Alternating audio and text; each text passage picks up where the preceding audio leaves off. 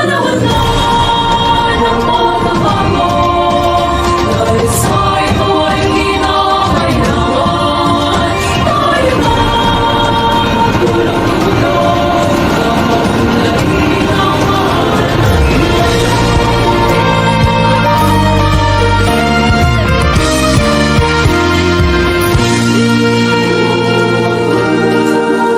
Panahon na ng pagbabago, dahil sa ito ay kinakailangan.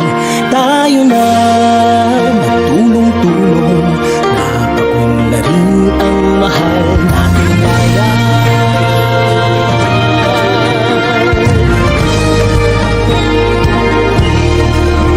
Panahon na ng pagbabago, at ayos ang mga dapat ayusin.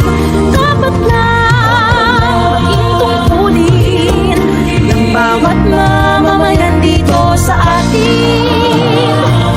Ng pagbabago patungo sa pag-asenso, magsikap ng mabuti at ng guminhawa tayo.